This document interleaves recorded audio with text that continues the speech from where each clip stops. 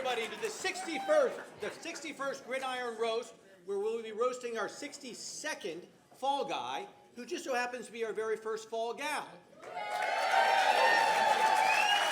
we're trying on that new moniker, and we think it fits very nicely here.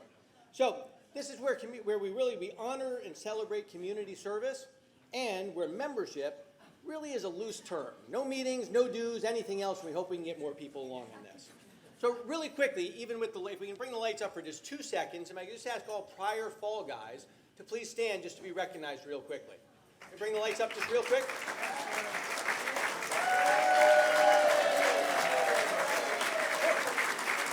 Or we'll hide out in the dark. Either way works well. So, thank you. Thank you. So, unfortunately, also tonight, we do have to recognize the passing of 2 prior Fall Guys. And these were 2 guys with Steve Benko and with also Bailey Stewart. And they're 2 guys who are just giants inside of the community, who humbly went ahead and contributed just unbelievably to making New Canaan into a better place. And there's no question that they'll be very much missed inside of all of our hearts and inside of the community. I'd like you just to join me for just a moment of silence and remembrance of them.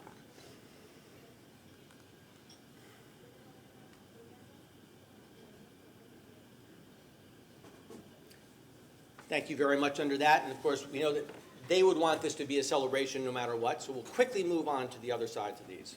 So quickly, a real huge thanks to New Canaan Community Foundation, who is our sponsor tonight, who also donated the new, they're awesome. They also donated the new teleprompters, which you will see were desperately needed. So it's very important to the show tonight. The Community Foundation is also Tucker's chosen charity to support. For those of you who don't know, which hopefully everybody does know, the New Canaan Community Foundation does amazing things inside of New Canaan, helps all of the community members. And if you would like to go ahead and give a additional tribute toward Tucker through the Community Foundation, you'll notice that you have QR codes on your tables. So we'd really appreciate any extra donations. Plus, we also are old school, and we have the jar by the door in order to touch change, bills, checks, whatever else you want, leave a credit card. We're very happy to have any of those. So, a couple quick thank yous. Tracy Carl and Laura Budd for actually organizing and putting in the administration. And in case anyone didn't know, people from New Canaan need a lot of help organizing. So that is a massive job to put this together, and greatly appreciate it. We have BJ Flagg and Naru for putting together our website and bringing it from the early 1990s up to like the mid-2020s. So it's great having an actual presence. Barbara Jeffries for the party hats, which is a spoiler alert. That'll come up later. We have some program sponsors with Carl Chevrolet, Bankwell, Manfredi Jewelers, Houlihan & Lawrence, Franco Wines, Walter Stewart Markets, and the New Canaan Chamber of Commerce. So thank you very much there.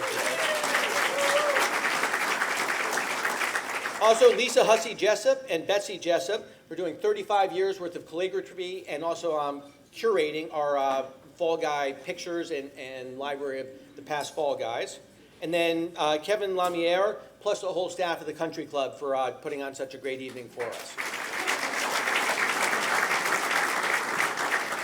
Quick mention under our guests of honor, of course, number 1, we end up with Tucker and John Murphy. Thank you. And their children, Will and Rachel. Tucker's sister, Ann Castine, and her husband, Michael. And then John's brother-in-law, Stuart Williams. And some dear family, some dear friends, Kathy Tropin, Laura Budd, and Jenny Esposito, plus the Chain Gang. And you'll hear that again. So, and without further ado, why don't you sit back, relax, enjoy the show, and we are about to get started. A drum roll, please. Live from the Country Club of New Canaan, the 2023 Gridiron Show.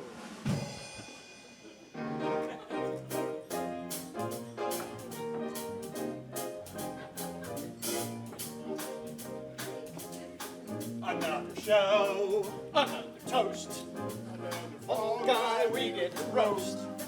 But wait a minute, there's no guy in it, it's Tucker Murphy. Jobs, he's got got some moxie, and she's got class. To shine a spotlight on Tucker Murphy. Sherman and Betty's baby, born in December snow. Lunenburg's own now maybe, Gridiron's favorite show. She moved to Greenwich, she did TV, she found the chain gang, she sang off-key. And after college, it's back to Greenwich for Tucker Baldwin. A cattle party, a guy named John. It's cold outside, but the heat was on. They started dating, soon he'd be mating with Tucker Murphy. On to New Canaan, and then 2 kids, the PTA and the Board of Ed. Town council service, yet never nervous, she's Tucker Murphy. Later she ran the chamber, and now she's in town hall. Nobody else can claim her, New Canaan's one and all. So here we go, tonight's the night. We'll tell her story and get it mostly right, but this ain't Broadway, so let us just say, here's Tucker Murphy.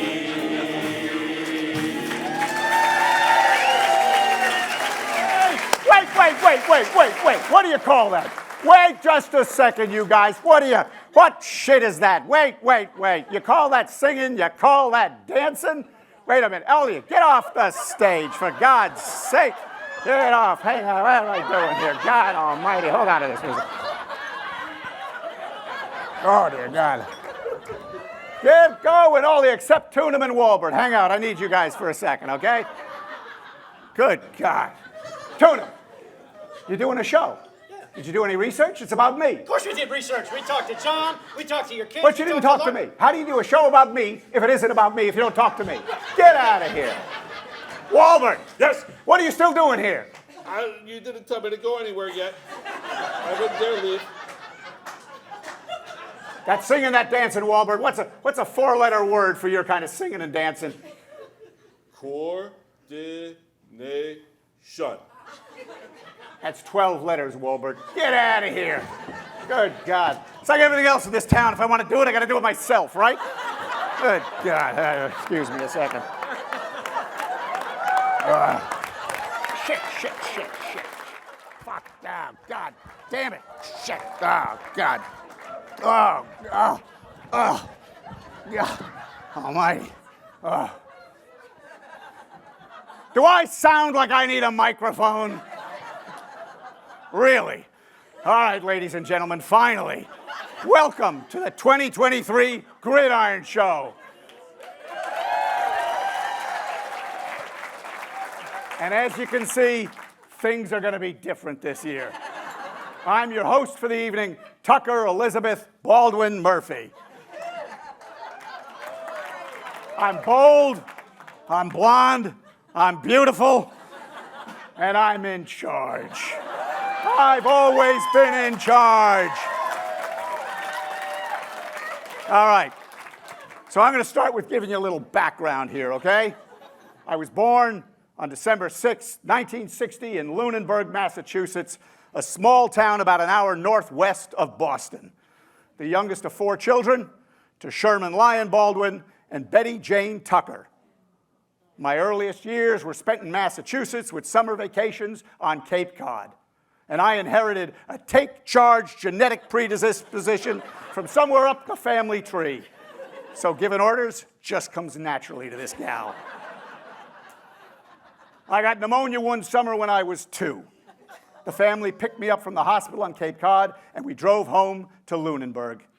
Now, Betty, Mom, was deaf, and she wore hearing aids that were buried in an amplifier mechanism tucked inside her bra. Cradled inside her arms, the amplifier crackled in my ears with every breath she took. So I yelled, "Stop breathing, stop breathing." But the cacophony continued. Now, Betty, she changed her name to Beth. I don't know why. For some reason, I wasn't consulted. In protest, I purposely flunked out of preschool by refusing to skip rope or pump my legs on the swings. But Beth sent me to kindergarten anyway. Worked out just as well, because that year in school landed me 2 boyfriends and a diamond engagement ring. Not bad for a 5-year-old. Now, my dad, Sherman, we called him Sir. He traveled a lot. And Betty was involved in a family business with her siblings, so somebody had to rule the roost. I was, of course, uniquely qualified, because I'm Tucker. All right. Now, let's get started here. Let's go to first grade, okay? We're going to go right back to the beginning. Everybody is at home. Eric, dream sequence, wavy lines. Cut to scene 1, and don't screw it up.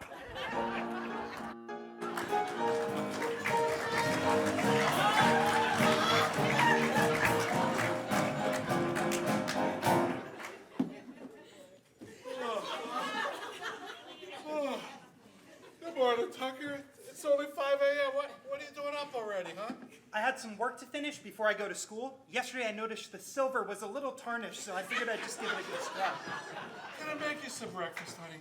Sure, that would be great. You'll find a list of what I'd like over by the stove. Right. Can I get a cup of coffee first? Do you mind? I'm sure I can get some later. Good morning. Morning, what's for breakfast? Good morning, sir. I'm glad you're up. Would you mind helping out a little bit by giving the garage door into the kitchen a good scrub? It's quite scuffed up. Here's a soapy rag.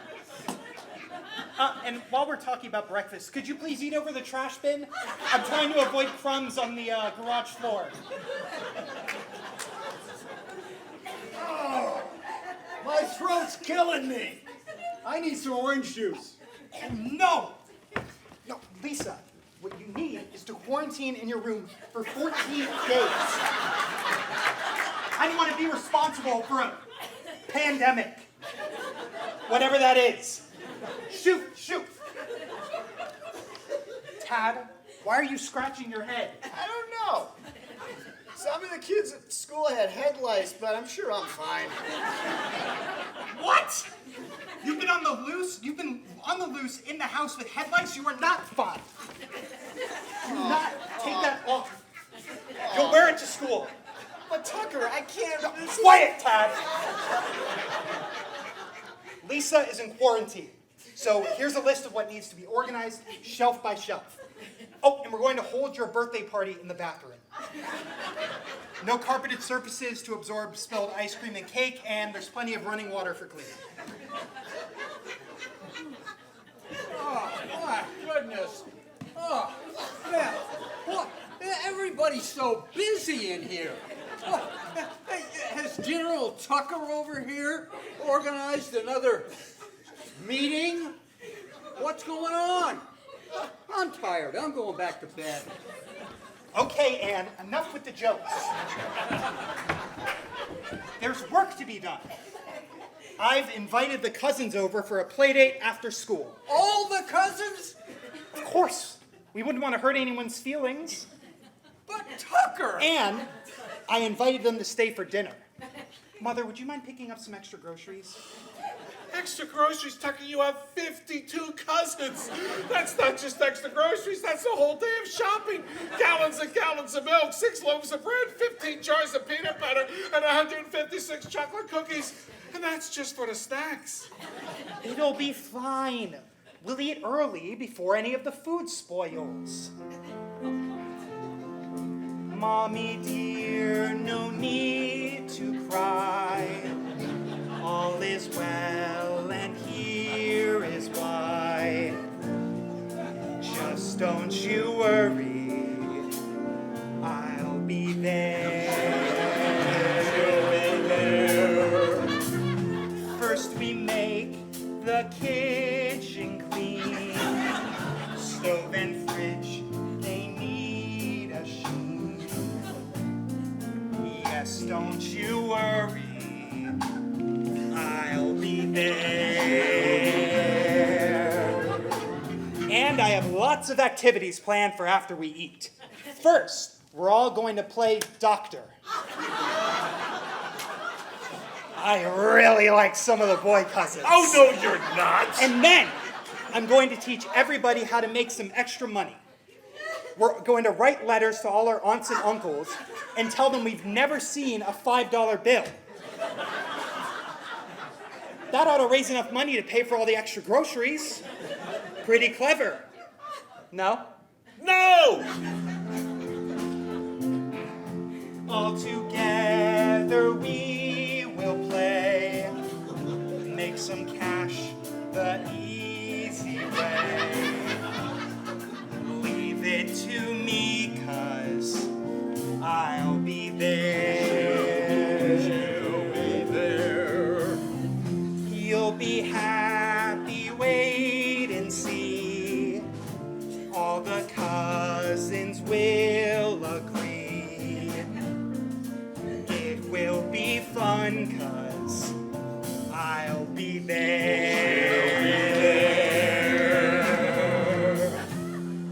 Well, Miss Tucker, Elizabeth Baldwin, it looks like you've got all the bases covered. So here we are, we fall in line. She gives us orders, we don't whine. But we all love her, so we'll be there. To all Baldwins I belong.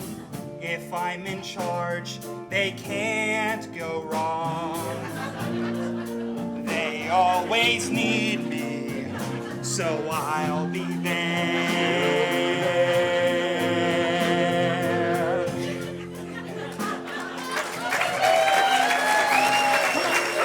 Donald Tucker.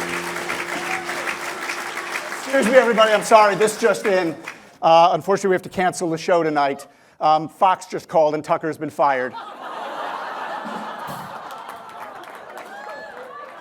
Oh, I probably don't need this anymore, right? Last scene. Okay, well, let's get into it. We could have named this show A Tale of Two Tuckers, right? Meaning what we have here is a Tucker twofer, as it were. That's pretty fun to say. Let's all say the Tucker twofer, right? There you go. That was the second glass of wine, wasn't it? Leaving aside the enjoyable Tucker-themed alliterations that we promise to shamelessly abuse throughout the show, allow me to clarify. Tucker number one is a sweet, charming, I know, sweet, charming, beautiful little girl raised in Connecticut by doting parents, Sherman and Betty Beth, and surrounded by a loving family. Tucker number one enjoyed a relatively normal 1960s suburban New England upbringing. Family home in Massachusetts and then Fairfield County, Connecticut. Check that box. Vacations on Cape Cod. Check. Learned to ski at an early age. Check. Peed on the bunny trail while learning to ski at an early age. Check. And a fondness for white go-go boots that channeled Nancy Sinatra, Bond girls, and mysterious foreign spies from faraway places like Grozny and Larchmont. Check. A preference for taupe, two-buckle Mary Janes when she couldn't find her white go-go boots. Check. However, as we learned in our first scene, right, there was more to Tucker than Tucker number one. Tucker number two has two distinctive qualities.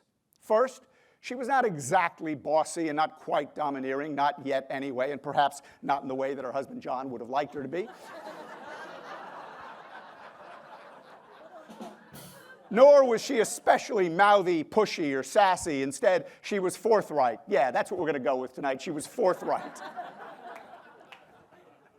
She had stuff to say and directions to give to anyone who was nearby and needed directing. Now, second, forthright Tucker also demonstrated an early aversion to dirt and lint and dust balls and fuzz, crumbs, muck, debris, gunk, and crud. Over time, her early germaphobe tendencies would blossom into industrial caliber, obsessive, compulsive cleaning prowess, and a reputation for profound bacterial, viral, and microbial intolerance.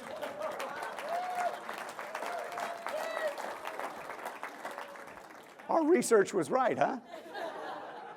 So, maybe now you can see how a young Tucker instructing her family to consume birthday cake in the bathroom, conveniently adjacent to garbage can, running water, sponges, and Clorox cleaner, was an early, vivid expression of both Tucker number 1 and Tucker number 2. Yes, by age 7, Tucker was already a curious mix of Shirley Temple, Jack Welch, and Mr. Clean. And as we'll see in our next scene, young Tucker was about to be given another opportunity to shine, and I don't mean the linoleum kitchen countertop at 20 North Ridge Road in Old Greenwich.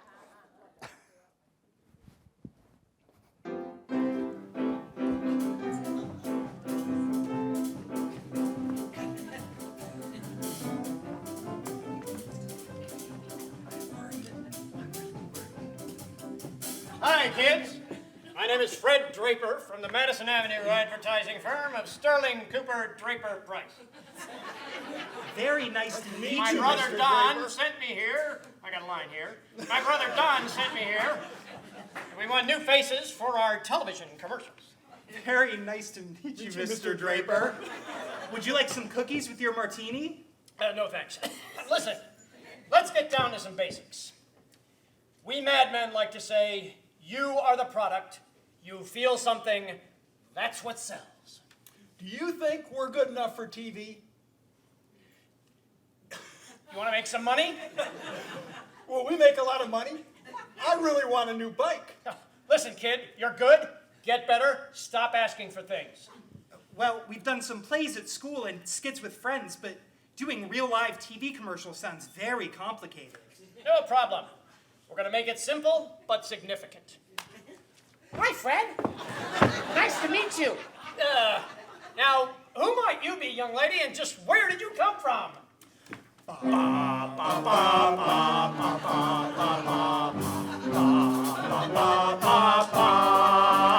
I was walking, and right as I came to your front door, all at once I noticed a calling that keeps knocking on my brain. I really should explain. I'm a star, not just a kid. Now listen to me, Fred. Here's the truth that must be said. I think you love me. I think you love me. Whoa, whoa. Slow down there, whoever you are. That's Tucker. She lives next door. And everyone's business is her business.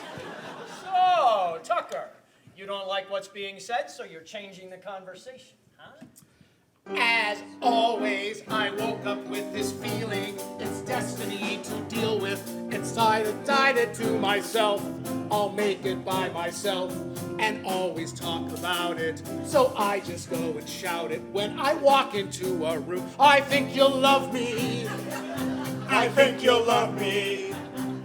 Don't listen to her, Mr. Draper. Billy and I are pros. We are all you need. She can't sing anyways. Have you heard her pitch? Well, Tucker, you certainly appear confident in your abilities. Oh, well, Fred, I just don't sing. I can laugh precociously. I can juggle. I can swoon. I can dance.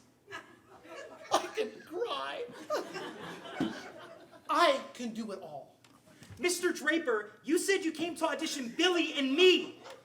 And now you're getting all distracted. You're right, you're right. My apologies, kids. Let's get back to the opportunity here. Now, it so happens I'm casting for a pretty special client called Hostess. Ding-dongs? Snowballs? Cubby cakes?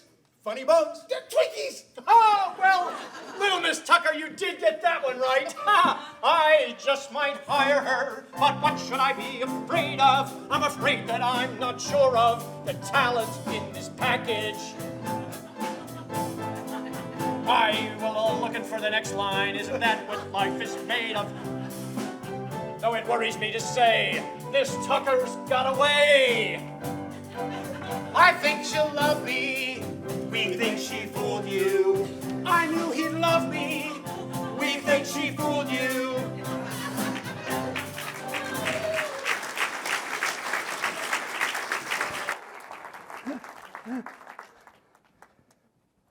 Well, I'm good, but I'm going to have to do a little soft shoe here for a second. Okay, there we go. Not only did the Gridiron Club dig up a Dreadage Partridge Family song for you this evening, but we also found a way to make it just a little bit worse than you remember it, right? If that's possible. I hope I mentioned that there are no refunds to the show. No, there are no refunds to the show. Yeah. Okay. Now, before Tucker literally elbowed her way into childhood modeling and consumer product promotion, it's a little-known fact that she was the headmaster of the Tucker Baldwin North Mianus Basement Academy, my alma mater, where she offered kids in the neighborhood, or rather her students, TED Talk-style stories and lectures. Now, a few memorable ones included Bossy, Brassy, and Sassy, The Secrets of Becoming a Delightful Preteen in the 1970s. Then there was the well-known Calling Your Father Sir and other things most kids don't do. How to be first at everything. The last one came naturally and was a bit prophetic, given Tucker's long list of firsts from childhood onward. For example, she was the eldest member of the chain gang, and therefore born first. Chain gang. She was the first of her friends to, I thought I still had it on. She was the first of her friends to get a training bra. She was the first one to kiss a boy. And did anyone invite Willy Van Brock here this evening? Or?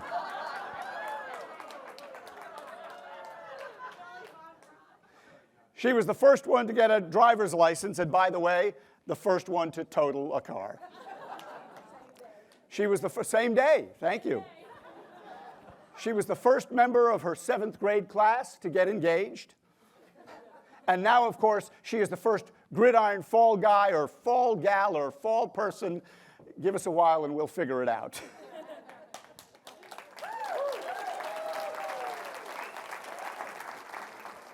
And there's a good chance that she and her friends were the first recognized chain gang in Greenwich, Connecticut.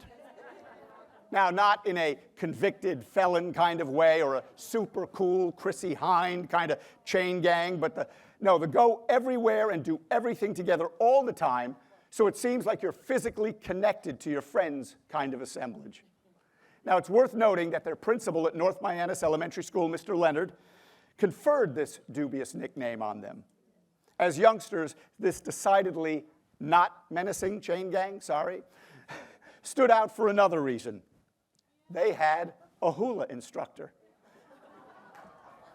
Mrs. Barbieri, and she was from Connecticut, so I think it's fair to question whether Tucker had any real Polynesian street cred.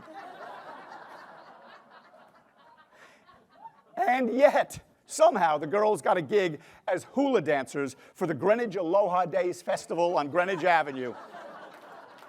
And that, everyone, obviously is where the show is going to take you next.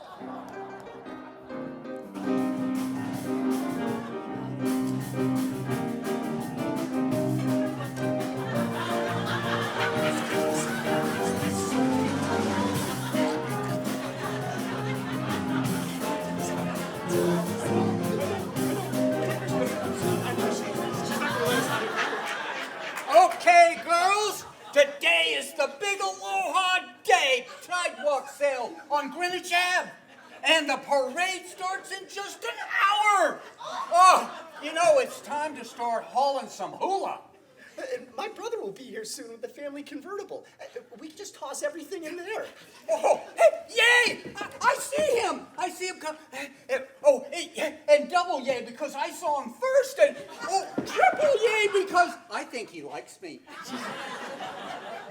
Tucker, my brother is 17. You're 11 years old.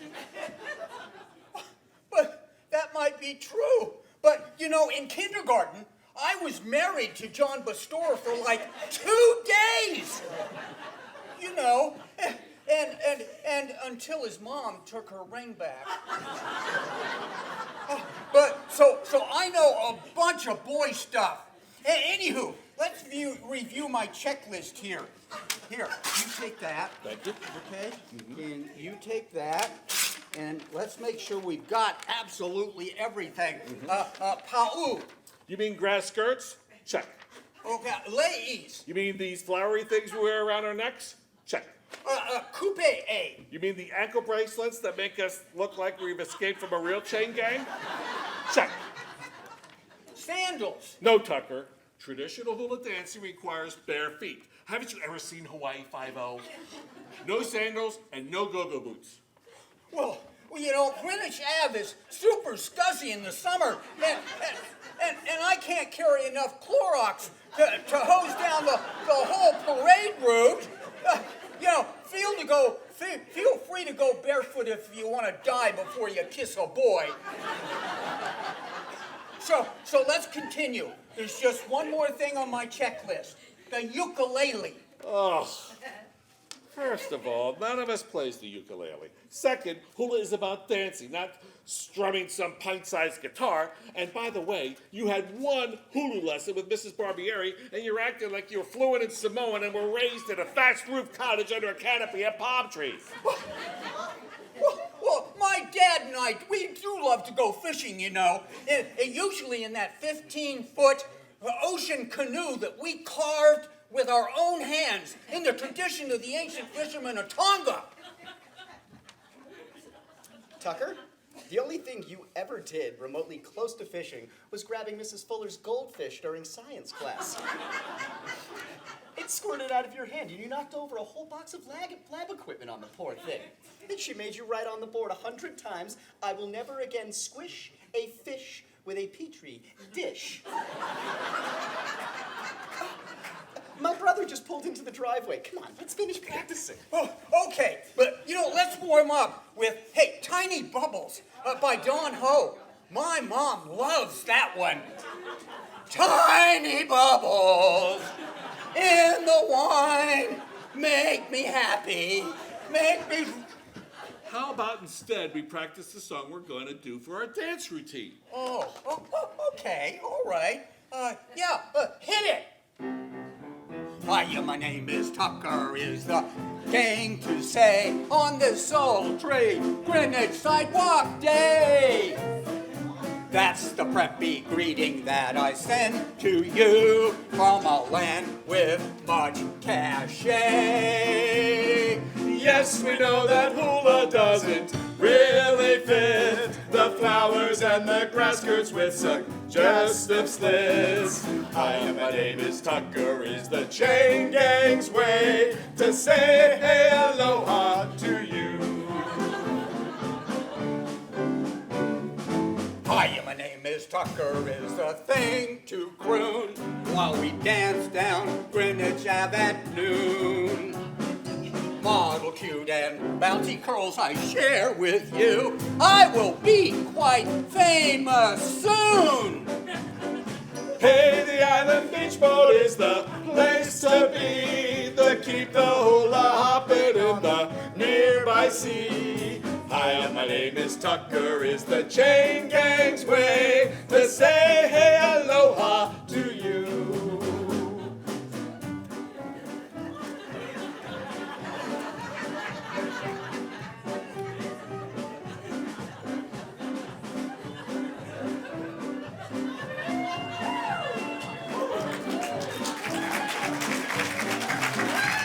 The chain gang loves the hula dance all day and night. Though Tucker's off-key singing is a cause for fright. Hi, my name is Tucker, is the clumsy way to say hey aloha to you. Sorry, Tucker.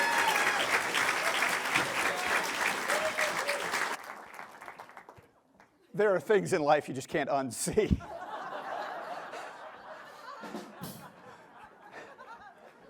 Okay, for those of you already planning fun things to do after tonight's show, you'll be happy to know that there's a video of Don Ho singing Tiny Bubbles available on YouTube. And if you can believe it, he sounds even better than Tucker. As you can tell, Tucker's youth was consumed with school. North Mianus Elementary, Central Junior High School, and then Greenwich High School. Her great friends, Melanie, Tracy, Dale, Natalie, Connie, Maura, and Nancy, and her life in print ads and commercials. Now, a few of these ads and commercials are worth highlighting. A print ad for Howard Johnson's Ice Cream and Restaurants. Sadly, I know the last Hojo's restaurant in Lake George, New York closed in 2022. There is no evidence, however, to suggest that Tucker had anything to do with it. There was the TV commercial for Jell-O, which did not feature scenes of Tucker and her friends doing melon-flavored gelatin shots at Nectar's in Burlington, Vermont. That would come later in real life, but not in a commercial. And an Easy Bake Oven commercial. Now, we looked online, but we couldn't find one with Tucker, but I did discover that Easy Bake makes very tiny little cakes. There was a 1970 Hostess Twinkie Space Kids commercial that features Tucker and a fellow space traveler eating Twinkies in a papier-mâché ship. Lights down, please. This vignette pairs nicely with Straight Bourbon and the Don Ho Tiny Bubbles video. Available on YouTube for all of you to find. Let's take a look. Every spaceman knows you just gotta have Hostess Twinkies along. Even space girls know it. You get a big delight in every bite. Delicious Hostess cream-filled Twinkies taste out of this world. With luscious, creamy white filling inside, soft golden sponge cake outside. You get a big delight in every bite. Yep, smart spacemen always have plenty of good tasting Twinkies along, wherever they go. Hostess Twinkies.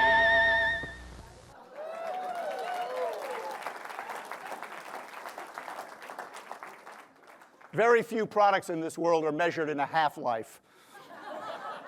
Twinkies is one. Tucker grew up skiing, and her family spent lots of time in Vermont, in part because of the Baldwin family house in Peru, Vermont. So when it came time for college, UVM seemed like a natural fit. There's got to be some UVM people in here, right? Mother Tucker, as her friends called her, which is probably a name that will stick after this show. So we want to share it with all of you. Mother Tucker was a ringleader, as always, whether cleaning the Ira Allen founder statue at UVM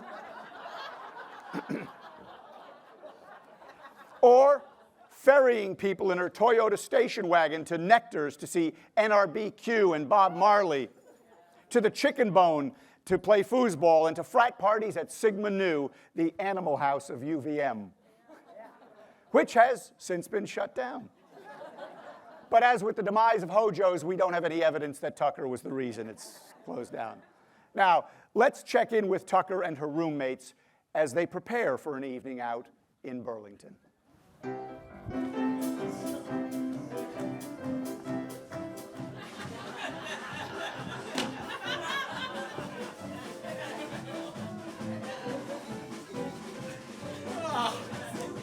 Tucker, is that what you're gonna wear to Nectar's tonight? Well, yeah, it's winter, so corduroy and a turtleneck makes sense. My LLB duck boots are great in the slush, and this, why, it's a coral pashmina. Everybody will be wearing one in 20 years from now. Why, does something not look right? Well, but the gloves and the apron as well?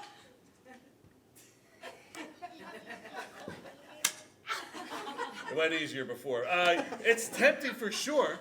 The beer mugs at that place are super gross and probably not disinfected. And those nasty tables, covered with French fry grease and sticky goo from that old ketchup bottles, I always eat standing up. And you should too.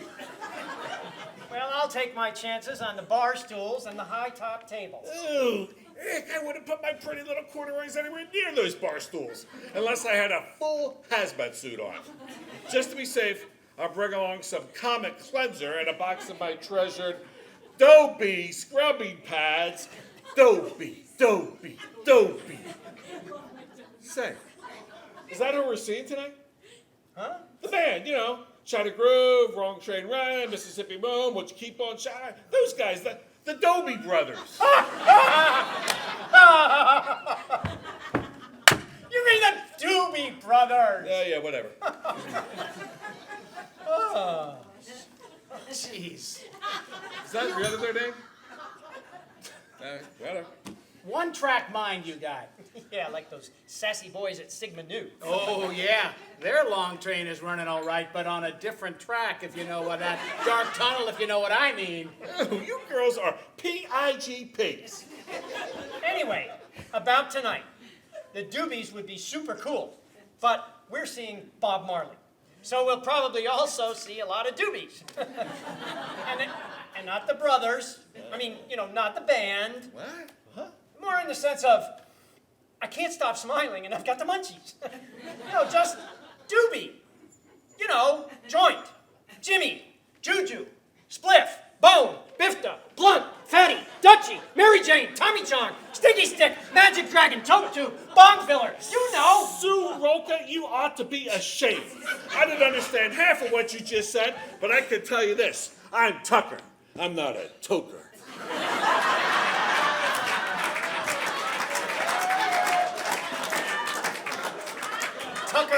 Tucker, you are such a wasp. Well, when you say wasp, if you mean...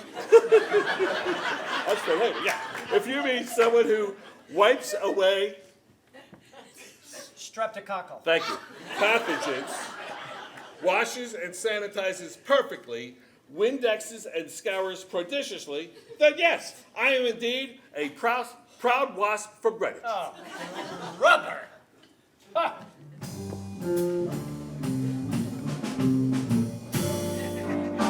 I clean the stove top, and I always scrub the toilet bowl. You girls should too. I clean the stove top, and I always scrub the toilet bowl. You girls out there know what I'm talking about, right? All around in Davis Hall, the microbes, they grow and bloom.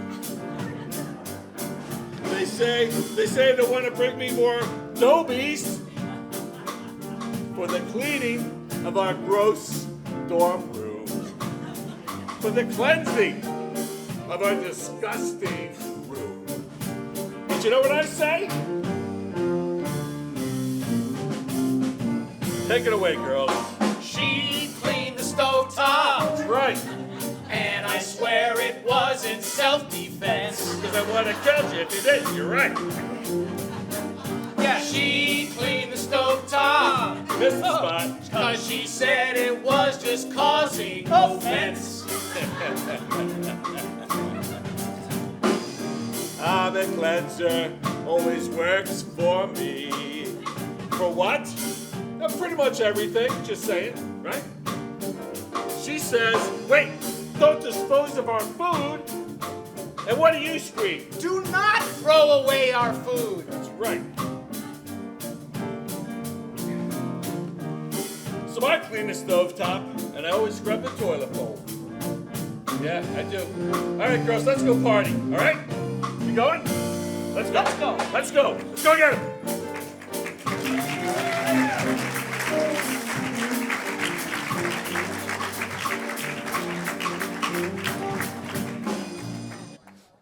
We continue to try and surprise you with things you can't unsee and or unhear.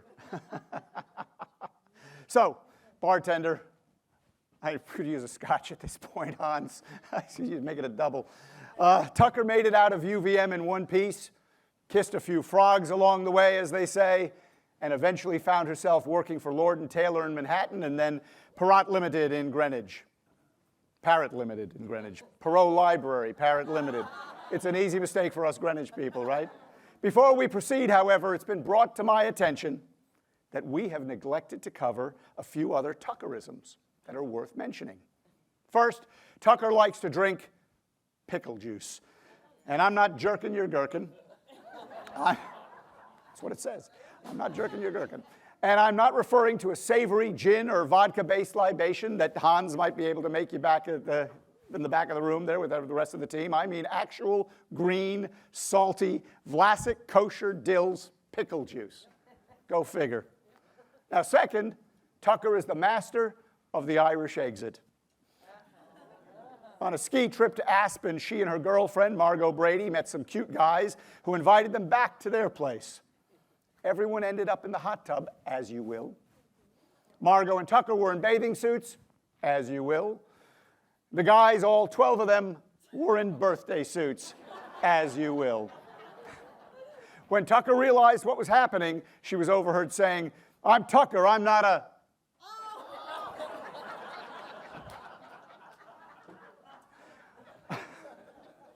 On a pretense of going for more beer, always on her feet, she and Margot grabbed their car keys and skedaddled. Third, Tucker likes to eat cake. Frosting. Not just on a cake like the rest of us, but right out of the Betty Crocker container with a big spoon kind of frosting, right? It's unclear if she washes this down with pickle juice or with something else. Last, Tucker seems to have a thing for boots. When she was a young girl, she was regularly seen in go-go boots, and I guess that was her Nancy Sinatra phase, perhaps. But she eventually swapped her go-go boots for LL Bean duck boots, which worked nicely for Vermont Tucker. Now, not to be outdone, John Murphy also had a thing for boots. In fact, his nickname in high school was Boots, because he always wore Timberlands. He may have also had a thing for booty in boots, who knows. But when he and Tucker met famously at a paddle tennis party at the Coveley Club in Rye, New York, Tucker arrived wearing big boots, and that's all it took. John's then current girlfriend, Hope, wasn't at the party, but she was a distant memory by the end of the evening. Apparently not too distant at times, because John kept mistakenly calling Tucker Hope during the paddle match. Good work, John. I hope that's changed. Hope may spring eternal, but not in this case. As we know, John and Tucker really hit it off. He called her the next day, and shortly thereafter, there was no hope for Hope. John was officially whipped to this day, and that's where we pick things up in our next scene.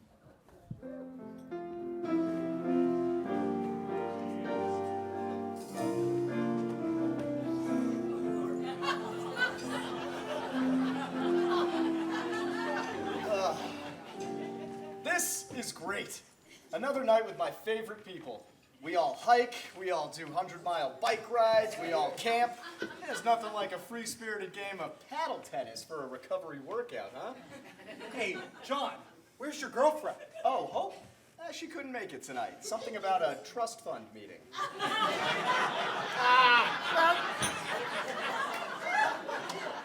You know, that's all right. But who else is coming then?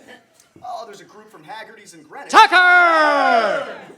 I don't know them, but there was a sign over at Coveley's for sign up for paddle. Hi, everybody.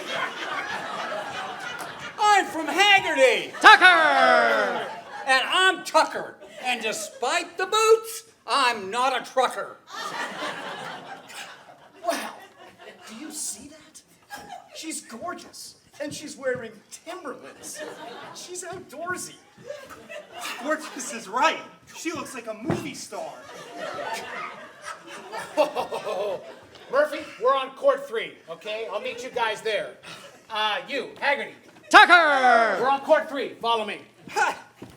It's Baldwin, Tucker Baldwin. I'll be right there. I just got to change my boots. Hello, I'm John. I like your boots. You've the best looking boots here tonight. Are you ready to play? Mr. Murphy, I was born ready to play.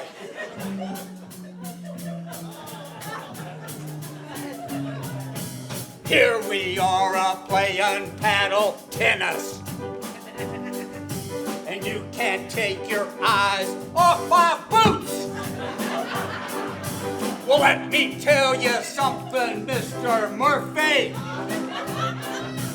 Timberland and me, we ain't in cahoots.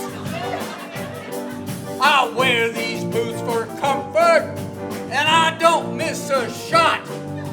And all you guys are staring at me, baby, 'cause I'm hot.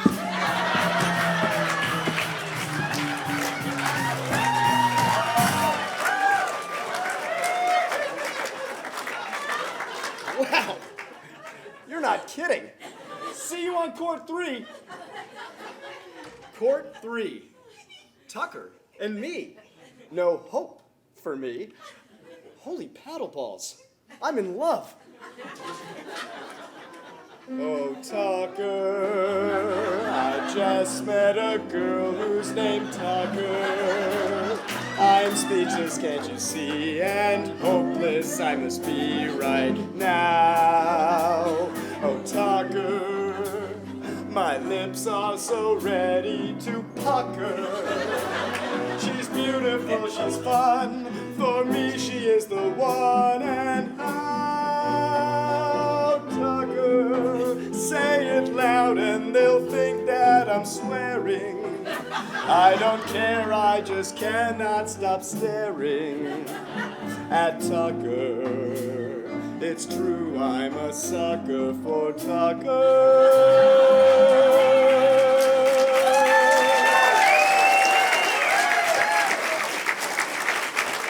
A guy singing on key, huh? And so began the Tucker era for John Murphy, hopelessly in love. Hopelessly in love. Now, we don't know if Tucker ever made it back to Hegarty's. But John and Tucker became an item. Oh. They dated for a year, and by the time Christmas 1987 rolled around, John was ready to pop the question. Of course, he had a surprise all planned out, much to Tucker's delight, or not, since she hadn't scripted it. Following the midnight Christmas Eve service at the Presbyterian Church, a wild car chase led to John and Tucker at Waveney Park, where John's stolen pickup truck sat abandoned in the middle of a big field under a moonlit sky. In her beautiful red dress and high heels, Tucker graciously accepted John's proffer of, did you guess? A pair of Timberland boots. Walking over to the truck, they saw a big box in the back with a bow on top. Opening it revealed a bicycle seat and a pair of handlebars. Tucker pulled up the seat, which was tied to a red rose and a little black box. John grabbed the box, knelt down, and opened it, and asked Tucker Baldwin to be his bride. Ain't it romantic? They were married in June 1988 in Peru, Vermont, in a ceremony officiated by Guthrie Spears of New Canaan's First Presbyterian Church, also a fall guy, in 1983. Now, if you look quickly at the script lettering on the wedding invitation, the bride's name could appear to be an expletive undeleted. Take a close look. Tucker's dad, Sherman, had a great sense of humor and left it as it is, and that's the way it went out, everyone.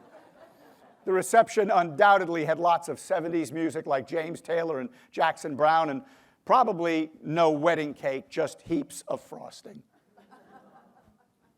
Now, Tucker had been dreaming of a honeymoon in Europe. John had other ideas and surprised her again with a winter sports vacation in New Zealand. Tucker wanted chic and Greek. Instead, she got skis and sheep.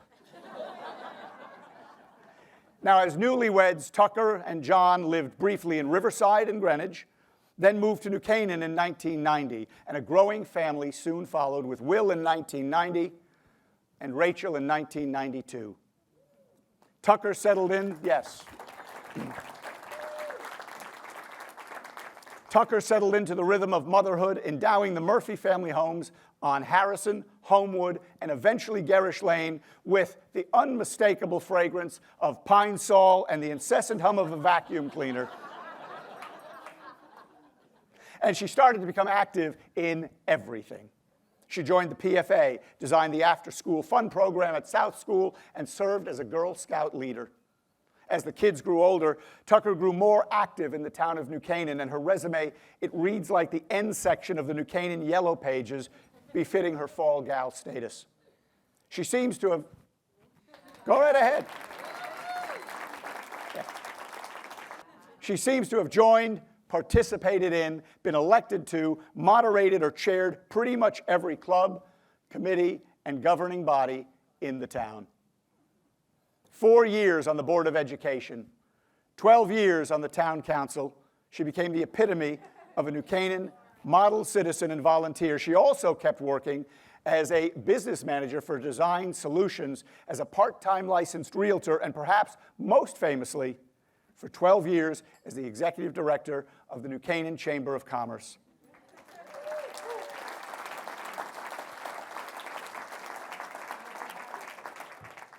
Let's have a look at what most of those days were like.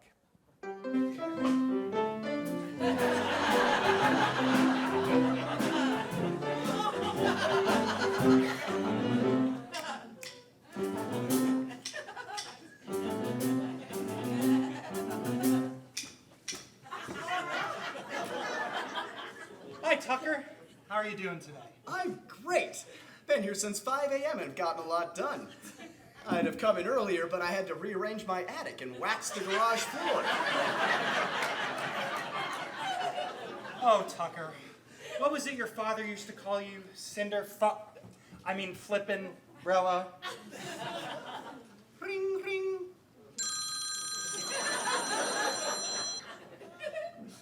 Hello? Yes, this is Tucker Murphy. How can I help you? Well, I understand your point of view, but that lamppost outside your store cannot be repositioned. You understand it's hardwired and set in cement. Yes, I know you've got a new window display, but moving the lamppost is... Okay, I'll come by later to look at it. Laura, what do you think Tiger Man would say if I asked to have a lamppost moved 3.5 feet to the left? Never mind. I'll deal with that later. The women's anti-quilting group called last night and asked us to canvass all the businesses in New Canaan. Can we ban quilting shops? I don't understand what they have against quilts, but I suppose we can ask. There are 200 retail establishments in New Canaan. Do you know how long that will take? Oh. Oh no. I think that's a lady from the Save Our Squirrels Society. Laura, Tucker, it's so nice to find you in. I have some number of issues to discuss with you about the sidewalk sale. Oh, She's got a thing for squirrels. I have a map here for our location on where we should be positioned in the sidewalk sale. And you know what? It really needs to be positioned so that it's prominently showcased. We also need all of the dogs banned. All of the dogs. They just scare the dickens out of my little furry friends. Oh, and we need an information booth. Would you be so kind as to talk to Mr. Lion or Tiger or Bear at Public Works? I think he could build a cute little kiosk for us. We'll speak with Public Works and I'll get back to you. Wow. Squirrels. Oh, by the way, Tucker, the high school wants us to find internships for all the upperclassmen, and the PTC wants us to run a job placement service. What are you gonna do? When people call to ask me, please, just for a little help, I know exactly what I ought to do. They say it's just a little thing, but that's not ever true. And lickety split, I'm doing something new. I know I always mustn't just commit, 'cause John is gonna give me so much shit. I'm just a girl who can't say no. My yes, they'll always predict. I'll find a way to make things go, even if schedules conflict. Everyone wants more of Tucker's time to utilize her fancy bag of tricks. And we know somehow she'll find the time to make things perfect with the Tucker fix. Tucker's the one who gets it done when things are all in a mix. I'm like a SEAL Team 6. Nothing too big I can't fix. I can't say no.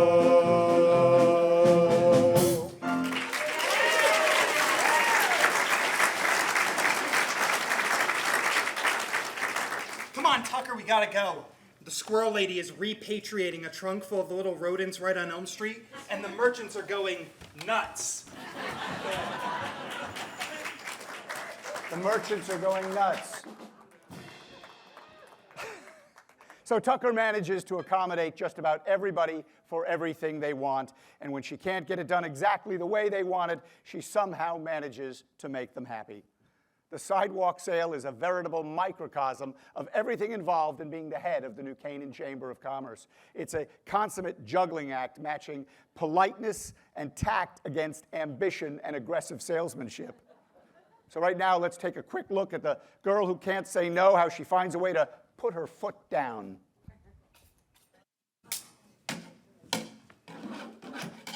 Woo-hoo-hoo! Ain't this looking great? Gonna make one heck of a brunch for them New Canaan masses. Let's see now, then I'll put my linens here, and I'll put the silks over here, and the white, oh, what is that aroma? And the sizzling sound. Well, howdy, neighbor. How about this here full roasted hog? Didn't think you'd see that at a New Canaan sidewalk sale, did you? Well, no, most definitely not. And is that grease? Oh, that is A1 prime grass-fed pig fat. All right? Mix in the richness of all the smoke, and we'll be pulling in sidewalkers left and right. Are you certain that that's actually allowed? Do you have a permit for that? Permit schmermit. Who is even going to care? Sir, I care. And I'm the head of the New Canaan Chamber of Commerce. I'm afraid a permit actually is required if you want to serve food on Elm Street. But I have a venue for your barbecue operation. It just so happens that the Garish Lane Neighborhood Watch Group is going to hold its annual dinner this evening. Take your pig roast right down to the end of the street. A nice-looking man named John will show you where to put it. Oh, Tucker, thank you so much. That was a disaster in the making. His pig fat and grease and my linens. Oh. Yes, sirree. Nobody messes with this sheriff. I own the sidewalk sale.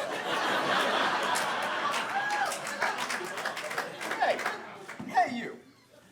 What do you think you're doing? Good morning, Mrs. Murphy. Would you like to buy some lemonade to help underprivileged families in Darien?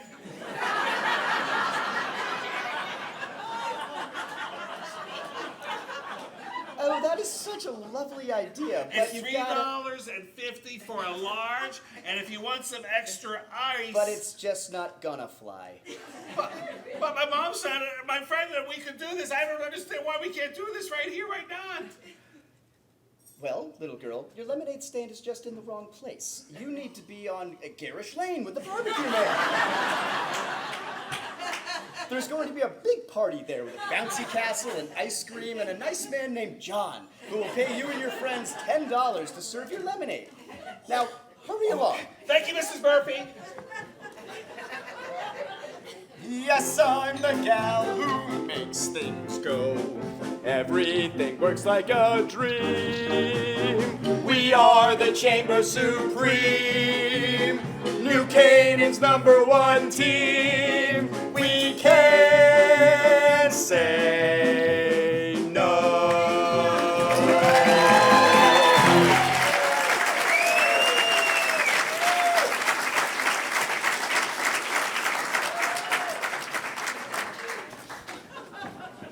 What do we think?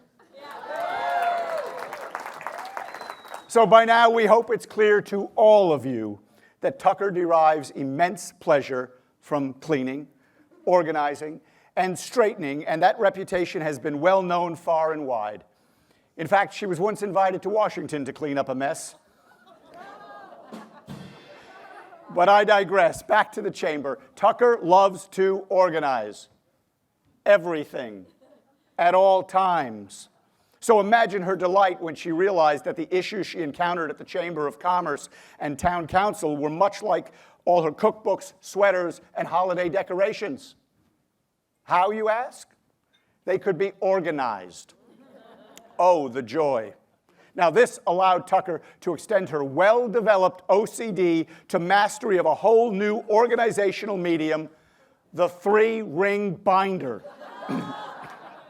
With this miracle of clerical technology and an associated card catalog system, Tucker could sort the many issues swirling around town alphabetically, chronologically, seasonally, numerically, chromatically, topically, geographically. The possibilities seemed endless.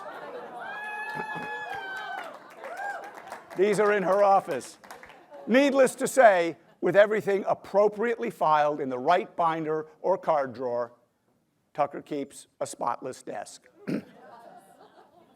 Her next challenge seems to be teaching her boss how to do the same.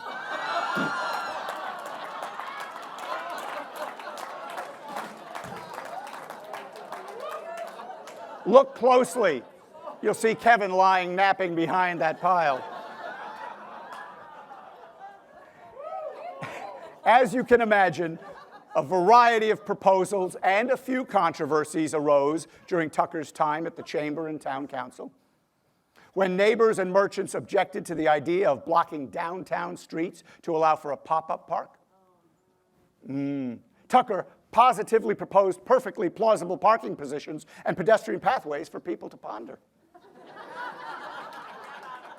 However, when Bob Sports and 3 of its suppliers presented a plan to build a mini golf course adjacent to the pop-up park, Tucker quietly queried the quartet to quell any quarreling and quietly quash the quest.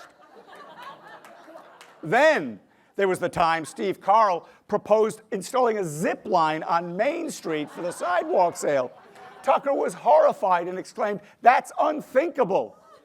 Too many trembling tots teetering towards terrible trauma if untethered." And during the contentious debate over the installation of sidewalks on Main Street, Tucker sided with supporters, simply saying, "We want wider wending ways for worthwhile wandering when weather warrants a wonderful walk." But let's not forget the New Canaan movie theater. After sitting idle for a couple of years, the town had to decide what to do with the place. Now, the idea of turning it into an emporium selling party hats, imported breath mints, whoopee cushions, and high-end cleaning supplies might have appealed to Tucker. Luckily, things went in a more commercially viable direction. So let's check in with the Board of Selectmen now and see how those plans unfolded.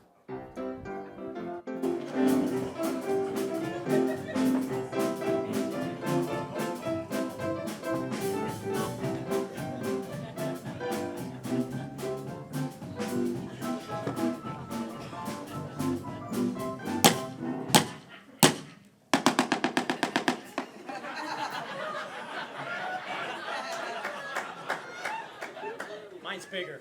I was swimming. Thank you all for coming here today. We have a significant challenge ahead of us. As you know, the New Canaan Playhouse has sat vacant on Elm Street for 2 years. That's prime downtown real estate. I don't know what to do. What about the bow tie folks? Don't they have a movie theater in New Canaan? Don't they want to? Well, little buddy, they wanted to build a 7-screen multiplex with a 4-story parking garage, and they told Arnold Karp they'd have affordable seating in the front 6 rows.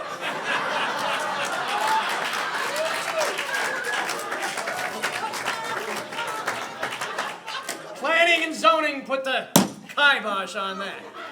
Well, then why don't they just make it into a museum? You know, the Historical Society could move right in there. It would be a lovely place for showcasing fancy shoes and Easter bonnets and such. No, Kathleen, they could never afford the rent. And there's not enough outdoor seating space for the ice cream social.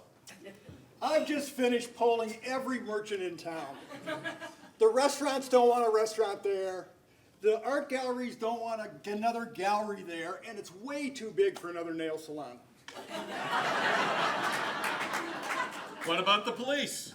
They don't want another nail salon either. When the last one in, they had to break up a riot on East Avenue. Claws were out. It was not pretty. Listen, it may have a terrific storefront, but it's a huge theater space. Oh, if only somebody had the right connections to the right people at the right time. Well, if anybody knows everybody, And everybody knows anybody, and the right connections need to be made at the right time. Anybody who's anybody will tell everybody, it's me. Let me think about this. When it's time to face the issues, I'm Tucker. I'm not a ducker. Well, can't we even do a small multiplex thing with the bow tie? You know, agree to work with them and just force them to downsize. Like give Carp a row and a half off to the side. They won't buy it. I won't buy it either. I'm Tucker. I'm not a sucker. Well, who are you going to have to kiss up to in order to get what we want done? I'm Tucker. I don't have to pucker. I've got an idea. It just hit me, like a Mack trucker. What? I know a guy in New Jersey who specializes in old-fashioned, town center, small screen, high-end theater projects. He's British, and he is related to royalty. He says he knows everything about cinema. Cinema. He sounds very intelligent. Well, if it's a high-end experience like that, you're going to have high-end food. Yeah. I mean, are you going to have steaks and oysters? We can outsource that. I'm Tucker. I'm not an oyster shucker. Oh, Tucker, I don't know. This sounds a little bit risky. What are you, chicken? Well, I'm Tucker, and I'm not a clucker. We got to move on this. When down hungry, loads of trouble, these 3 words will help you see. I have all the answers, be like me. If ever there's a challenge, Kevin, I'm the one who holds the key. Think like Tucker Murphy, think like me. Be like me, be like me, be like me, be like me. I am Tucker Murphy, be like me. We have to build a playhouse and we have to work in harmony. We will find the money, wait and see. Though it may be hard for you, for me it's just like ABC. We'll open up in 2023. Be like me, be like me, be like me, be like me. I have all the answers, be like me. We like her, we like her, we like her, yes sirree. She speaks words of wisdom, now we see.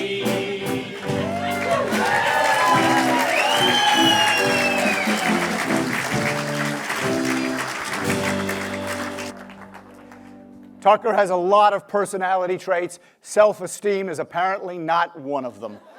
Low self-esteem. Thank you. Tucker has done a lot for the New Canaan Playhouse, and she has spent lots of time there. When the Chamber of Commerce secured office space above the theater, Tucker threw herself into scrubbing the place.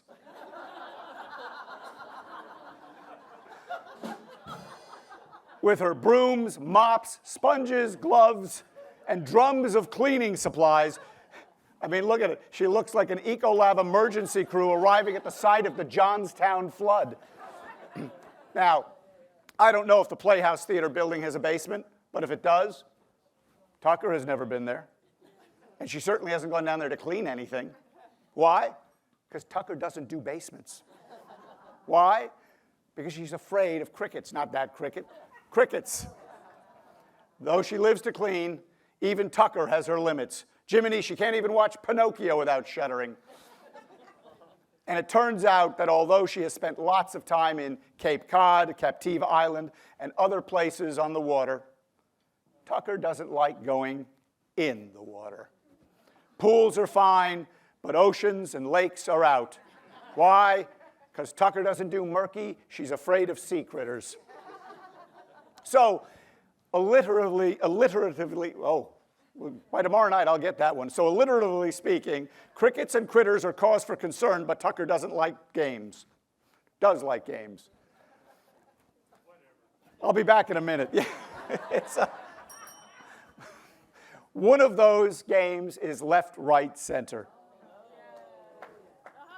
The players, having had a few cocktails, sit in a circle, and each one has a pile of dollar bills. Now, we're not talking about some form of strip poker. This is, I was going to say it's a family show, but you've seen it. It's not really, right? As far as we could tell from our research, in this game, you roll special dice and pass dollar bills around until everyone gets bored. And it's a good game to play if the party is going late and you want everyone to leave. Another of Tucker's favorites is celebrity. It's like charades, or as they say in West School, charades and charades, and it's yeah, I screwed that joke up too. Anyway, celebrity is sort of like charades after too much Chardonnay, which I probably should have had more of this evening. To begin, every player puts on one of Tucker's silly hats. Now, this has nothing to do with the game and everything to do with Tucker. There is some pantomime, and it's supposed to be hilarious. Beer pong. Usually when a player lands a ping pong ball in a cup of beer, that player's opponent drinks the beer. Tucker apparently takes it a step further and jumps up on the table to celebrate. Now, we're going to switch it up a bit here. We know that Tucker likes games.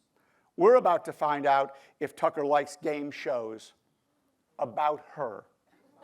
Maestro, take it away.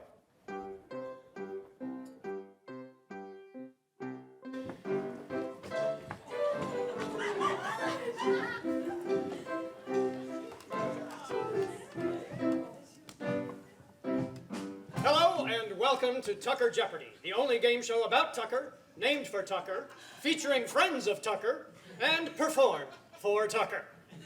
I'm your host for the evening, direct from Central Casting, none other than your recurring bartender. My name is Alex. Okay, let's get started. Our categories for this round are boys, jobs, and nicknames. Dale, you won the pregame dressing room vacuum competition, so you get to pick first. Alex, I will take boys for 100, please. Tucker married him in first grade. Who is Jackson Brown? Sorry, no. Who is John Bastora? That's right, Kevin. Nicknames for 100, please, Alex. Tucker's father's pet name for her back in grade school. What is Pink Squirrel? No, but that does get you a free drink after the show. I think it was Cinder I think, sorry, Margot. This is a family show, and we know where you were headed with that one. What is Lammy Chop? Correct. Well done, Dale. Okay, so I will take, please, jobs for 100, Alex. Tucker had this hostess gig at a young age, but not at a restaurant. What is the Spearmint Rhino in Portchester? No. What is a Twinkies commercial? That's right, Margot. Boys for 200, please, Alex. This kindergarten fling ended when he pinched Tucker.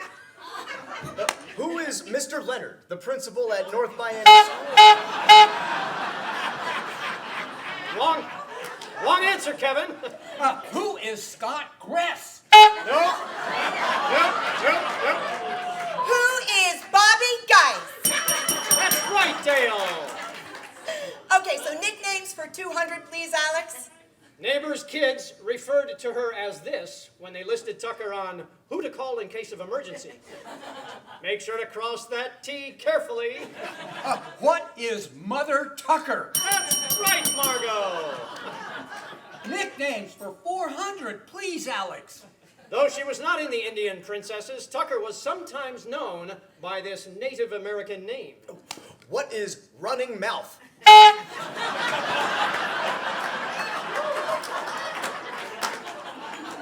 Excellent guess, Kevin, but I'm afraid not. What is Dances with Mops? Nope, wrong answer. What is Mansana? Oh, that's correct, Dale. You're on a roll now. Okay, so boys for 500, please, Alex. Oh, Shroot. He broke her heart but not in the office. Oh, that's easy. Dwight Norgard. Who is Dwight Norgard? Correct. You're starting to run away with the game now, Dale. I am. Boys for 500, please, Alex. Tucker and this bee-named boyfriend dated while she was at the University of Vermont. Wow. Tucker dated Bernie Sanders? Sorry, Kevin, your answer needs to be in the form of a question. Bernie Sanders is wrong. In so many ways. Well, who is Bob Owens? That's right, Margot. Jobs for 500, please, Alex. Tucker currently works at this job, but strictly part-time and on a referral basis. What is spring cleaning and disinfecting? Seems likely, but that's not right, Margot. What is a disc jockey at WABJ? Oh, sorry, Dale. Though we know it's Tucker's favorite station, she does not work there. What is real estate broker? Well done, Kevin. But I hope she didn't sell you that shorefront property in Gary, Indiana. Let's see. Nicknames for 300, please, Alex. Tucker's gym teacher, Mr. Washburn, called her this. Who is Miss No Hope on the Rope? No, I'm sorry. What is Tucker Baldwin? Well done, Margot. Well, contestants, that bell signals the end of regulation play and the beginning of our end of game lightning round. I will ask one question, and the first person to buzz in will have 30 seconds to answer. Is everyone ready? Yes! Yes. Okay, here we go. In 30 seconds or less, name 10 things Tucker likes to organize. Oh, that's easy. The kitchen, the refrigerator, the cheese drawer, the leftovers, the veggies, the frozen peas, the Tupperware, the pantry, the spices, the cracker boxes, the cookie boxes, her sock drawer, John's sock drawer, the glove compartment in her car. Oh, and then sometimes she'll drive down to Darien and she'll organize Will's kitchen. Oh, but then if she has just a couple of days, she'll fly down to Guatemala and she'll organize Rachel's kitchen, her cleaning supplies, her Irish step dancing statues. Okay, well done, Dale. That's way more than 10. You're the big winner on today's Tucker Jeopardy. Congratulations!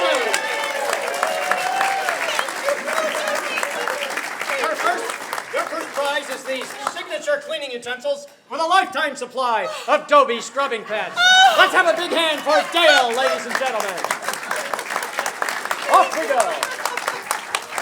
Thank you so much. I'm so excited. Great, Dale. The Chain Gang's old Dale Allen. Okay, thank you. So is anyone else here a little surprised at how quickly the spearmint rhino came to mind for one of our contestants there? Tonight's fall gal obviously has kept herself very busy with civic causes here in New Canaan. However, I'm here to assure you, as I'm sure you all know, that she always finds a way to have fun. For example, there was a certain birthday party 10 years ago that has become an annual event for Tucker and a group of gals who call themselves the Shady Ladies. Each year the party features a different theme. 2014 was a 70s party. Any excuse to fire up some hamburger helper, dig out the go-go boots, hang a disco ball, and dance the night away to some groovy Bobby Sherman hits. I don't know, it seems like a lot of work to me. What's wrong with beer and burgers at Cherry Street? The 2015 theme was SantaCon. Yeah, I wasn't sure what that was, so I checked the authoritative source for everything, ChatGPT. And it says SantaCon started as a joyful performance art, but has evolved to become a reviled day-long pub crawl, resulting in arrests for public intoxication. Sounds like a Tucker party. I'm told that despite the debauchery, guests were treated to all of the 4 food groups: candy, candy canes, candy corn, and syrup. The 2016 theme was clergy. You've heard of 4 weddings and a funeral. This party might have been more aptly named 20 nuns and an altar boy. You can tell Mother Tucker by the go-go boots. In 2017, the theme was pajamas. Presumably the altar boy had been sent home by then. He wasn't? The 2018 theme was crime scene. Now, I'm completely serious, folks. Following on the heels of the clergy and pajamas parties, this one makes complete sense. And it gets better. One year at the same party, Tucker said they should do a Yankee swap. This is New Canaan, folks. The home of ice storms, so it's pretty fair to ask exactly what a Yankee swap meant to Tucker. Mercifully, it simply referred to the exchange of $20 Christmas gifts. It did not involve husbands, car keys, and a salad bowl. That's their story. They're sticking to it. But don't take my word for it. Let's check in with the gals as they plan their next holiday shindig.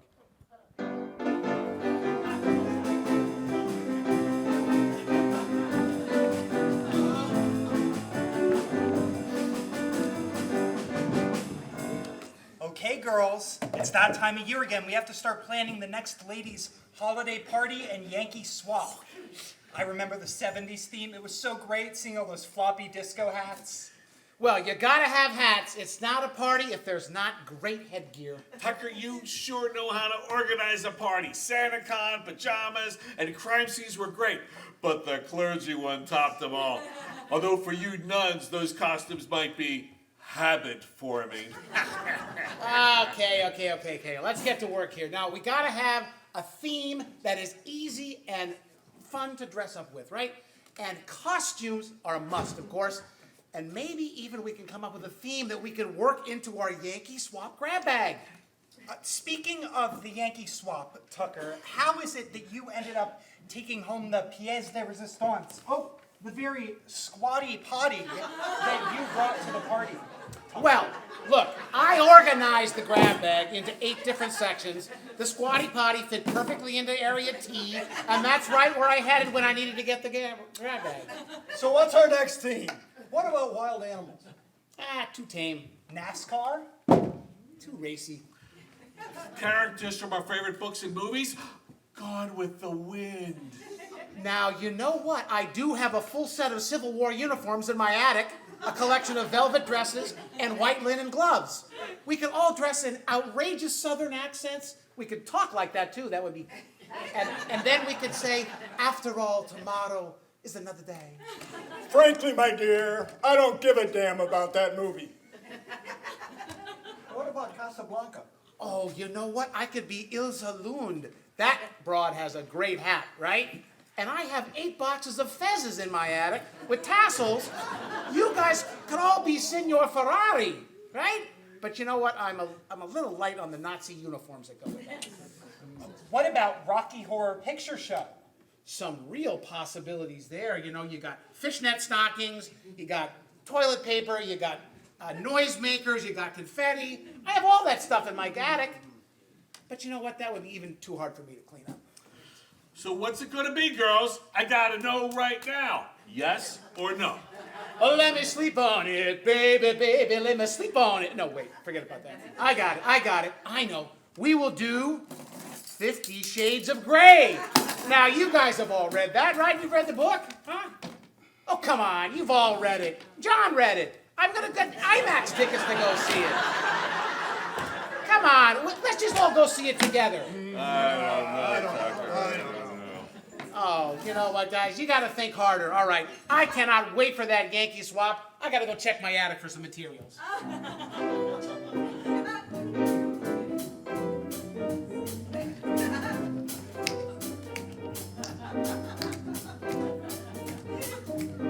She puts on costumes that I can't believe. Bunnies at Easter and Belle's Christmas Eve. She's always got something right up her sleeve. That's 'cause the lady loves a prank. Comes to a party and oh, what a sight. Habit or handcuffs, she knows what's just right. A squatty potty the night. That's 'cause the lady loves a prank. It's all such fun And she doesn't care if you stop and stare. Laugh out loud, she's not proud. A whoopee cushion you'll have her to thank. That's 'cause the lady loves her. That's 'cause the lady loves her. That's 'cause the lady loves a prank.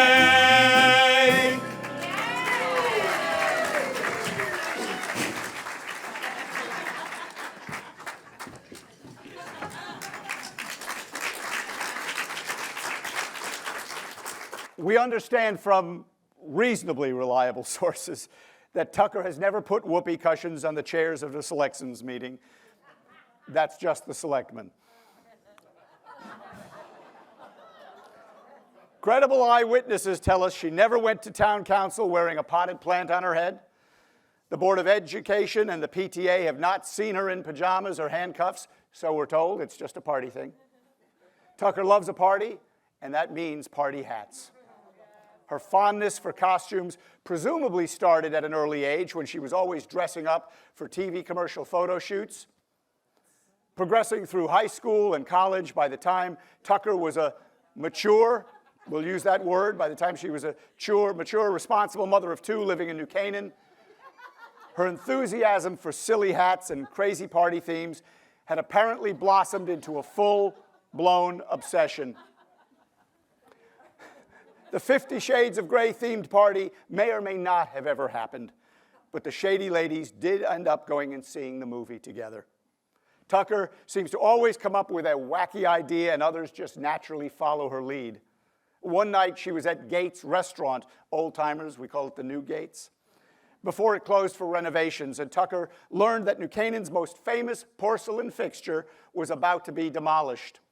So she convinced one of the guys to escort her into the men's room for a look at the artwork waterworks. I never saw the movie, but something tells me this could have developed into a 51st Shade. Tucker makes friends easily, and it's easy to understand why. In our interviews, descriptions of her being incredibly energetic and incredibly kind, generous, and always positive came up almost as often as things like over-organized neat freak and germaphobe. Perhaps her longest-lasting friendships are with the infamous Chain Gang, some of whom you already met in our homage to Hawaii and the Tucker Jeopardy scene.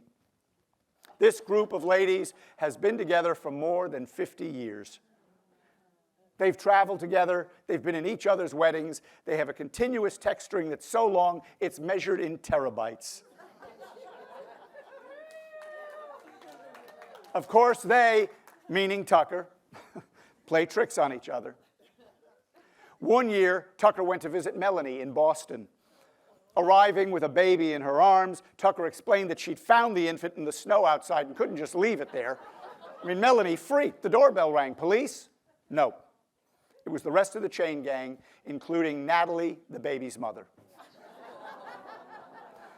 The Chain Gang played together as kids, dress-up, movie stars, cowboys, and Indians. Tucker gave them all Indian names, making up words like Kai Peck, Mukluk, and Mansana.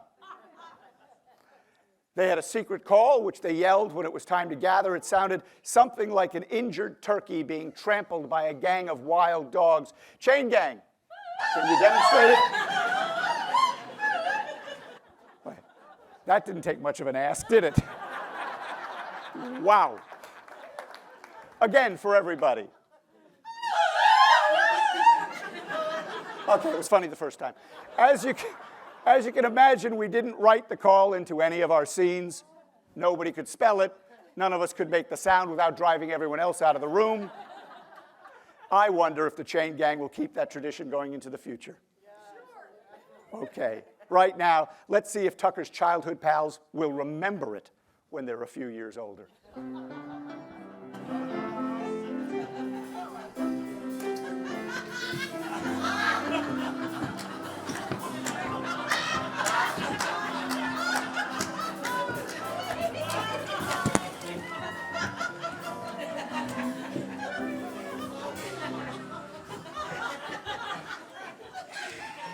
It's so great to see you girls again and put 2043 behind us for good. Who can believe it's been 75 years since we last met?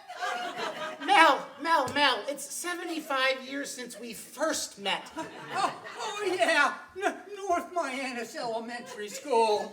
The legend of the Chain Gang begins. So many great memories over the decades with all of us. Wait, where's that other girl? Yeah, that older gal. Sparkler. Tumbler. Trucker. Tucker. I'm pretty sure it's Tucker. Didn't any of you invite her? Absolutely. We seem to remember she organized this meeting and invited all of us. Let me check my mega widget here. Okay. What's up, Chain Gang? Sorry to be late. I was out playing soccer with my great-grandkids, but they pooped out on me and left. Put away all the gear, mowed the lawn, washed the car, cleaned up the attic, and came right over. So, let's get to it. Was this to be the hula parade reunion? No. Training bra antidotes? Anecdotes? No. Boyfriend inventories? No. Think back, Chain Gang. It was 20 years ago this very night that I became the Gridiron Club's first fall gal. And don't pretend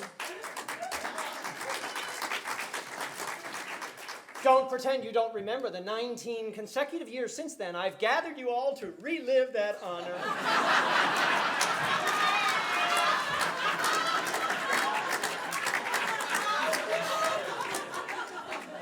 Yes.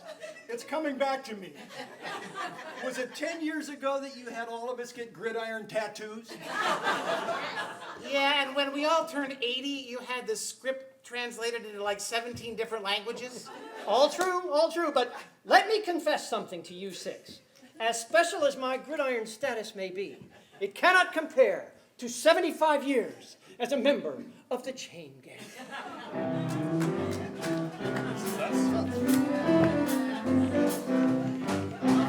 When we were young and roaming the halls and were by the school, Mr. Leonard tagged us with a surrogate. We're the Chain Gang, don't you forget.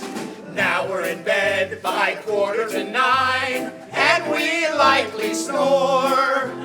But we're together, Chain Gang forever, strong at 84.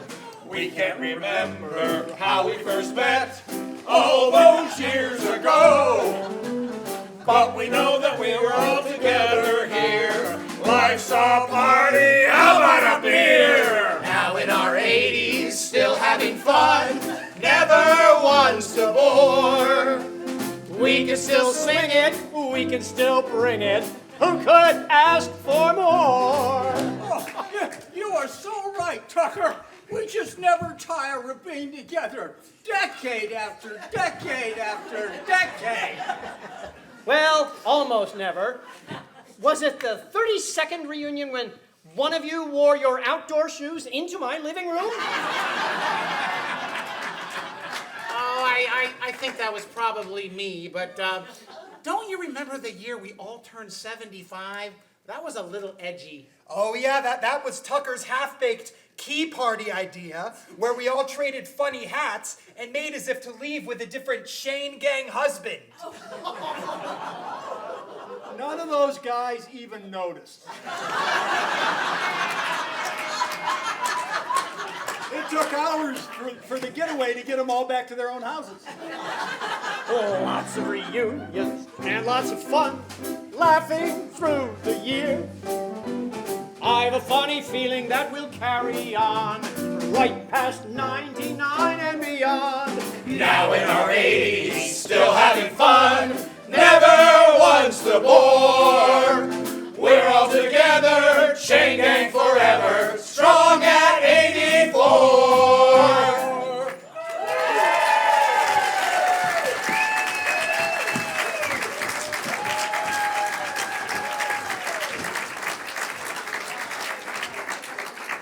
Fortunately or unfortunately, it is being recorded, so you might be subjected to it for the next many years.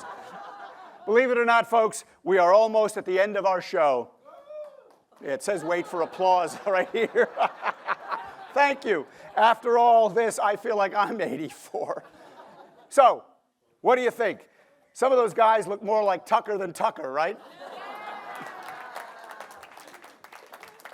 Chain gang, Chamber of Commerce, cheap shots, laughs, tears, hoots, a drag show, off-key singing and scary dancing. We've seen it all tonight.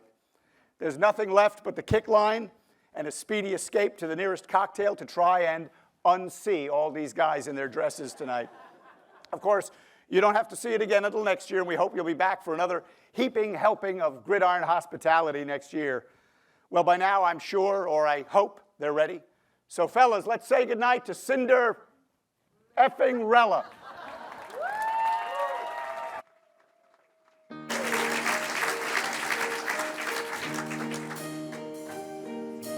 Now, our closing's here, and so we face our final curtain. Good friends, we had some cheer. We laughed so hard, our sides are hurting. We're done, we're tuckered out. It's over now, but I guess you'll say next time.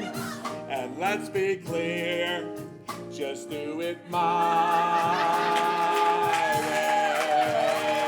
way. You see, I've been in charge.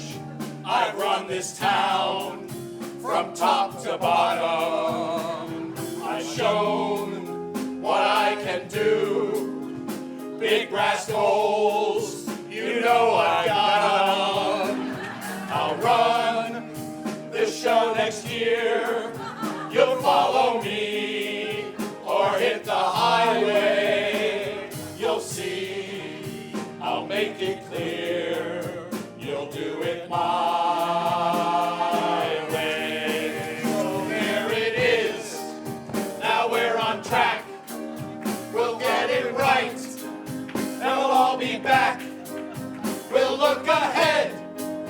Forget today. Tucker Murphy will stand and say, you heard my call. You took the ball and ran it home.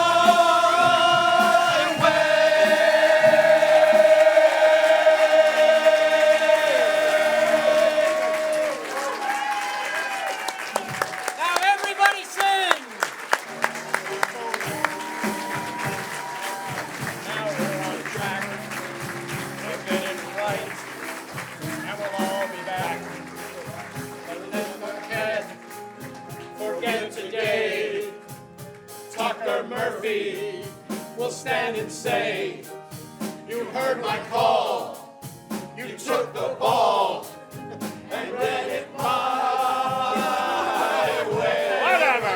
Hey. All right, that's as close as we get.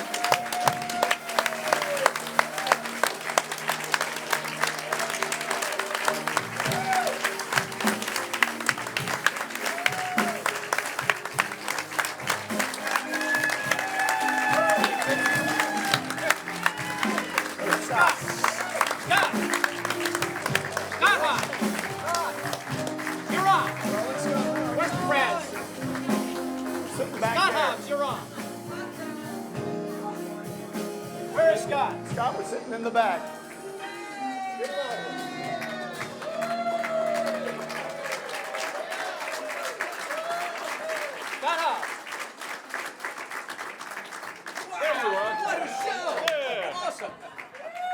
Well, huge thank you for everyone for being here. We also have some thanks to people who helped put this show on. A couple quick credits for a minute. Under Pure Research, we have Patricia Spugani. Under Research and Writers, we have Kit Devereaux, Eric Glenham, Ed Plow, and Eric Tunham. So big thanks to everyone there. Yep. Behind the scenes, stage manager Patricia Spugani. Come on out.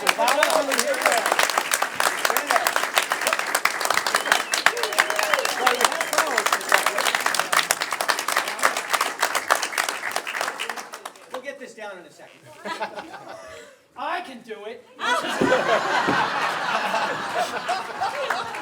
It's a good thing to have a mentor. Where's Patricia? She was just down right over here. Over on the right. Smarty pants. There we go.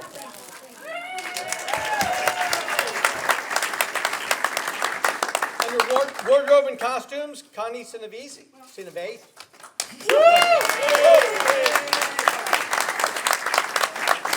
Rehearsal pianist, Karen Nielsen. Karen Nissensen. Karen? All right, under the teleprompter, which you all saw was necessary, we do have John and Andy Kirchhoff. Choreography, Helen Mensching. Holly Mensching. I don't get the teleprompter. And He's new to town. we have great thanks. We have great thanks to Reverend Matt Curry and to the Methodist Church of New Canaan for putting up with the rehearsals at their facility. We actually had some calls from out here, people that were there, and they questioned that whole thing. Photographer Diane Netzer. I know. I only practiced 8 times, and I still screwed up. Butcher them all. Scott Braun in the. We have Scott Braun in the New Canaan Channel 79. Yes. Thank you. Well done, Scott. We have the musical accompaniment with the Gridiron Band. Jeff Carson on guitar, Scott Thornton on bass, Hans Brooking on the drums, and musical director and pianist Gerald Goldstein. Imagine what it would have been like without them. Man. So meanwhile, we have Tucker and John up on stage. John, come on around too. Please join us. Come on, John. Come around. And of course, we get to introduce you to this famous cast of which you know none of these gentlemen. So much. You're amazing. Congratulations. Amazing. So on the end, Nick. An absolute choice. Nick Ranieri is one of our rookies on the end.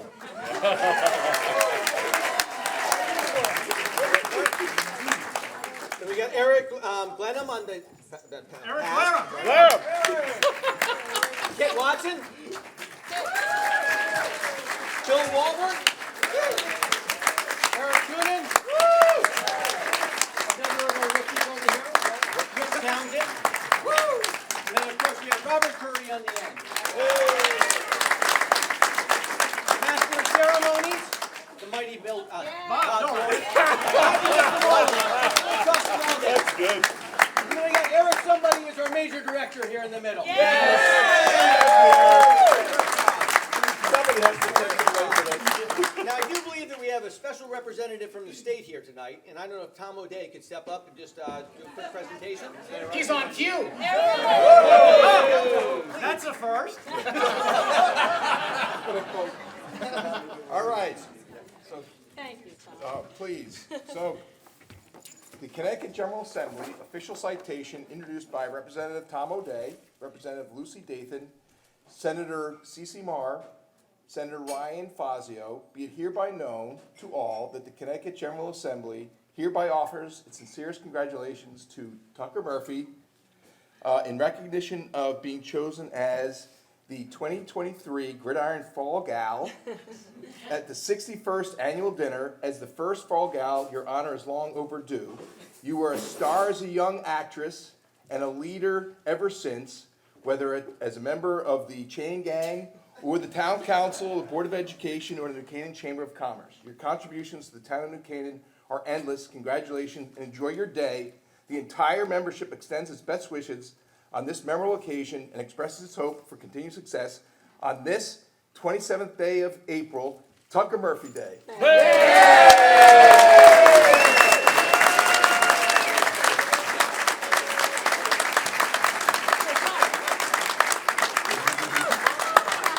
Do what Tucker says, John. Do what Tucker says.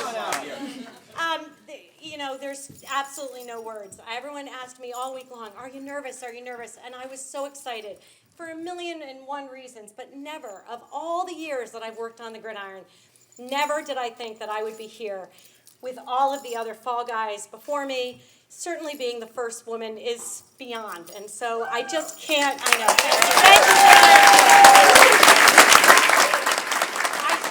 Thank you to try to thank everybody would absolutely be impossible. For you all who have given up so much of your, all of your winter every week after week after week, I can't even begin. And it showed. You did practice.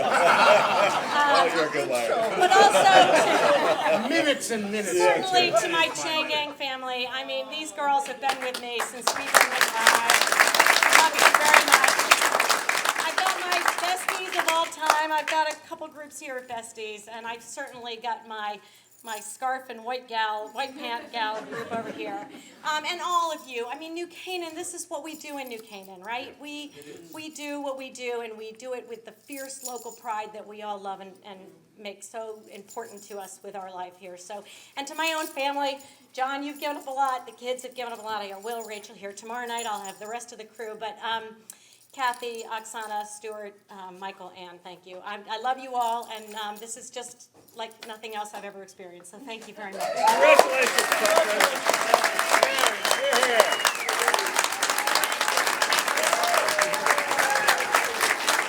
Don't go away. We have a couple presents here, too. So, first off, John, for you. Oh, John, get some beer. So here we are we end up with a 4-pack of IPA, which we assume will be drunk before you get home, and a quick gift certificate to your favorite restaurant, Soleil. All right. Thank you. And for Tucker, I got some dobies, I bet. A we have, lifetime supply of dobies? well, we end up with a whole batch of cleaning things that allow you to begin disinfecting even before you get your first cup of coffee. And we begin with, of course, your slippers, which are also dust mops. Dust mops. Perfect. Then we end up having your dish gloves that include the built-in scrubbers. That way we don't even have to look for anything along the way. Excellent. Okay. And then we also have a lifetime supply here Of dobies. inside of your party hat. Please share these with your family if you need inside of it. And for those of you that were here last year, you all will remember the sombrero. Yes. And in the meantime, we also have another real sort of gift underneath. Thank you. John, you'll get the other gift. Here we go. Make yourself useful.